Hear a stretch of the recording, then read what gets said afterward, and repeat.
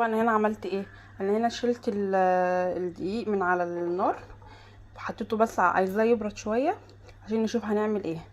هنسخن بقى اللبن، لازم اللبن يبقى بيغلي عشان ده لو يعني عشان ده يبرد لازم التاني يبقى بيغلي قوي. هنشوف دلوقتي هنعمل ايه. بصوا هنا بقى ايه، هنا الدقيق معايا بارد تماما، وهنا بقى اللبن انا غليت اللبن، يعني ما سخنتوش انا غليته. بصوا بقى هنعمل ايه، نجيب كده بسم الله، بسم الله الرحمن الرحيم، نبدأ بقى ننزل بيه.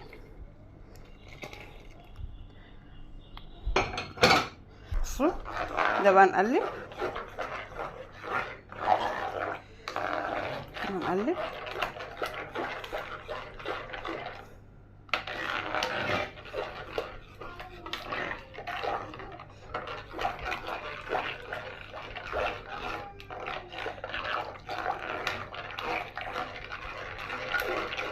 انا عايزه اقول لكم ان هو كمان من سخونيه اللبن هيتقل قبل ما يتحط على النار. انا اصلا حاسه ان القوام بدأ يتقل اهو.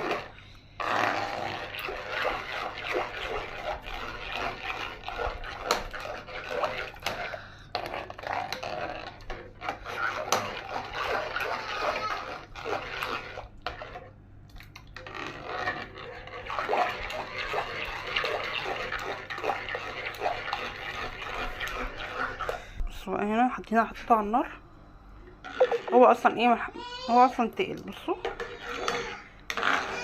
اهو.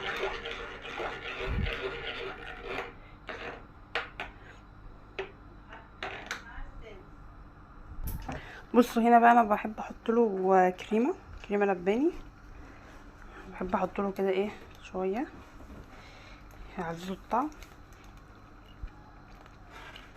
احط بس خلاص.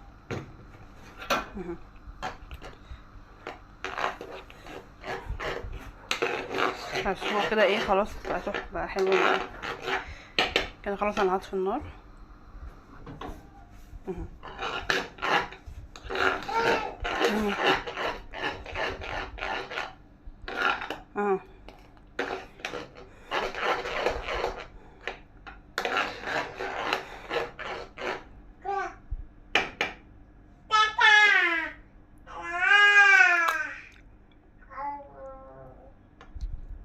بصوا هنا كده احط شويه ملح، مش هكتر عشان احط مكعب مرقه دجاج بس كده.